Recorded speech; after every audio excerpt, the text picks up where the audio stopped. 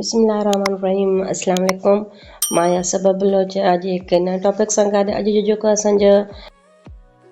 अॼु जेको मां टेस्ट खयो आहे उहो जेको आहे मुख़्तलिफ़ जेके मां सुवाल खया आहिनि उन में जेको आहे हलूं था पहिरें सुवाल ते।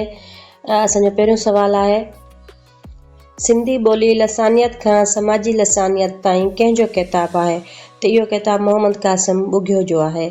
सुवाल नंबर ॿियों आहे माया जो आहे त इहो ड्रामो खानचंद दुरयानी जो आहे। सुवाल नंबर टियों आहे असांजो अख़बार मुआन कंहिं जारी कई? त इहो अलबख्श अबोजो जारी कई। सुवाल नंबर चौथों आहे अलिफ उशबा जो पहिरियों मुकमल नज़म कंहिंजो मिले थो? त इहो पीर मोहम्मद लखवी जो मिले थो। सुवाल नंबर पंजो आहे अबकार कंहिंजे मज़मूननि जो मजमूओ आहे? त इहो नवाज़ शौक़ जो आहे। सुवाल नंबर छहों आहे लात जा लतीफ़ जे कंहिंजो किताबु आहे? इहो जेको आहे आगा सलीम जो आहे।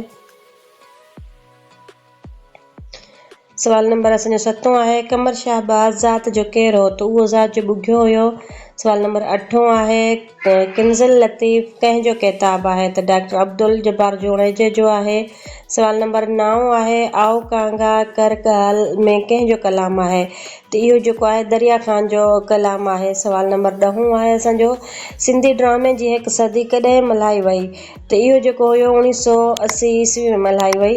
सुवाल नंबर 11 आहे सिंधी अदब में अब्दुल लतीफ़ कोरेजो कहिड़े नाले सां मशहूरु आहे? त उहो जेको आहे राज़ बुलड़ाई जे नाले सां मशहूरु आहे। सुवाल नंबर असांजो 12 आहे सो कांग मां कासिद कर जो सदा मथे सिट में लफ़्ज़ मां ग्रामर मूजिब छा थींदो? त लफ़्ज़ मां ग्रामर मूजिब जेको आहे ज़र्फ़ थींदो। सुवाल नंबर 13 आहे असांजो अदीब सिंधी रिसालो कंहिं जारी कयो? त इहो जेको आहे हाजी महमूद खादिम जारी कयो। सुवाल नंबर 14 आहे शाह लतीफ़ किंजर ॾण जो ज़िक्र कहिड़ी सुर में कयो आहे? त उहो आहे सुर कामोद में कयो आहे। किंजर ॾण जो ज़िक्र ऐं नूर जाम तमाच जो ज़िक्र जेको आहे सुर कामोद में थियल आहे। सुवाल नंबर 15 आहे हेठियनि मां शकुंतला ड्रामे जो पहिरियों मुतरजम केरु आहे? त उहो जेको आहे मिर्ज़ा कलीच बेग आहे। सुवाल नंबर 16 आहे असांजो सभ खां पहिरियां सामीअ जा सलूक कंहिं शाया कराया? त इहो जेको आहे कोड़ेमल कराया हुया। सुवाल 17 आहे ताराचंद छोकिराम जो मुरतब कयल शाह जो रिसालो कहिड़े नाले सां मशहूरु आहे? त इहो जेको आहे तालीम खाते वारो छापो इन नाले सां मशहूरु आहे। सुवाल नंबर 18 आहे असां सिंधी ॿोलीअ जा मुहक़िक़ ऐं उन जी तहक़ीक़ कंहिंजो किताबु आहे? इहो जेको आहे हिदायत प्रेमचंद जो आहे। मोहन जुदड़ो कंहिंजो नॉवेल आहे? त इहो अली बाबा जो नॉवेल आहे। सुवाल नंबर 21 आहे असांजो लोक अदब त किताब रुठी आहे घोट खां कंहिंजो लिखियलु आहे? त इहो जेको आहे अल्ताफ़ शेख जो लिखियलु आहे।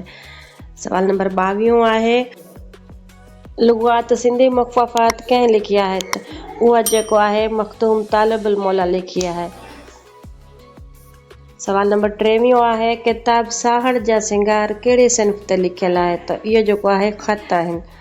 सुवाल नंबर 24 आहे कीना विसरन मोर कंहिंजो किताबु आहे? इहो जेको आहे नूरदीन सरकी जो आहे किताबु। इहे हुया अॼु जा जेके 24 सुवाल मां खया हुया। उमेद आहे न असां सभिनी जे लाइ ॾाढा लाभाइता साबित थींदा।